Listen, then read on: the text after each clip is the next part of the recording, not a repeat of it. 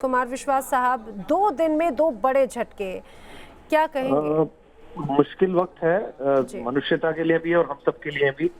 कल का जो हादसा था वो क्योंकि मेरे लिए तो निजी रूप से भी वो बहुत ही कष्टकर था। इरफान भाई से दोस्ती थी, मुलाकात थी, महफिलों में उनके साथ बैठे थे, तो उससे उबरने की प्रक्रिया में अभी आने के बारे में सोचते थे। कल उनकी फिल्में देखी थी एक ट्रिब्यूट के रूप में, उन्हें 2 बार याद किया दिन में फिल्में देख के।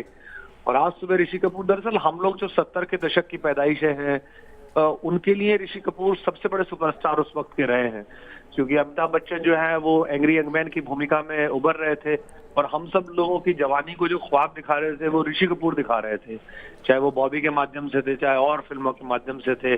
खासकर कव्वालियां तो उनकी पहचान बन गई थी, ऐसी कोई फिल्म नहीं होती थी जो उनकी कव्वाली के बिना होती थी।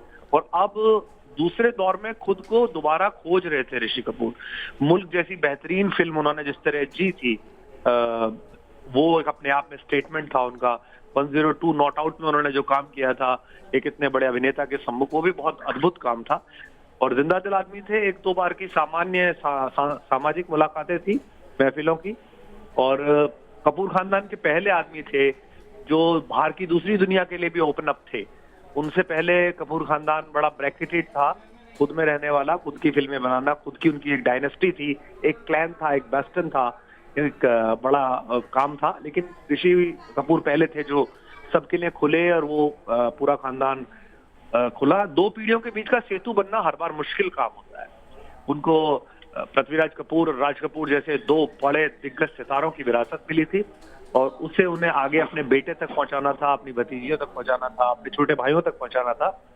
ये उन्होंने बखूबी निभाया। और एक बार फिर मुझे आपके माध्यम से दर्शकों से भी कहना है, बाकी सबसे भी कहना है, सुबह से जब से समाचार मिला है लोग बहुत हताश लग रहे हैं, तो जी। बहुत अधिक हताशा करके आप इन लोगों का जो जाना है पीसफुल इस पृथ्वी से, उसको नुकसान करेंगे। मुश्किल वक्त आता है, मनुष्यता के सम्मुख आता है, और यही पहचान होती है, यही हमारी ताकत का इम्तिहान होता है। तो हम इससे निकलेंगे, और उनको याद रखना, उनके कुमार जो विश्वास मनोरंजन साहब, के आप अपने शब्दों में श्रद्धांजलि किस तरह से अर्पित करना चाहेंगे?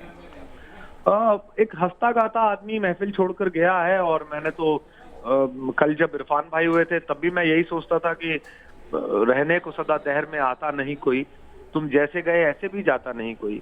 तो जिस तरह से लोग जा रहे हैं, मैंने इसलिए कहा था ये बात कैफी भाई के जुबान में, कैफी साहब की, कि ये वो लोग थे जिनकी एक झलक देखने के लिए हजारों लाखों लोग सड़कों पर आते थे, सामने आ जाते थे थिएटर के इनकी फिल्म देखने के लिए। और आज जब ये जा रहे हैं तो 20 आदमी, 15 आदमी, मतलब कल इरफान भाई के जाने के समय हिमांशु दिखाई दिए मुझे, और 1-2 और साथी दिखाई दिए अपने, कि भाई वो वहां उनको विदा कर रहे हैं। हम सब लोगों का जिनके साथ उन्होंने घंटों घंटों बिताए थे, हमने 5 दिन तोमर 2.5 घंटे का पहला प्रिंट 5.5 घंटे में देखा था उनके ठहाकों के चक्कर में। हर 1 मिनट बाद वो कोई ठहाका छोड़ देते थे और हम फिल्म रोक लेते थे।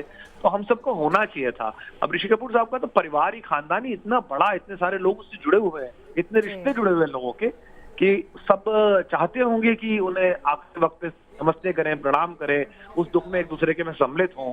लेकिन कोरोना ने ऐसी स्थिति कर दी है कि ये भी जी। नहीं है। तो मैं अपना और मेरा तो छोड़िए, जो उनके साथ काम करने वाले लोग हैं, परिवार के लोग हैं, और खासकर बम्बईया फिल्म इंडस्ट्री के जो लोग हैं, उनका कष्ट जो है उसमें मैं अपनी श्रद्धांजलि व्यक्त करता हूँ, और मैं जी। उनसे आशा करता हूँ कि इससे हम निकलेंगे, बाहर आएंगे।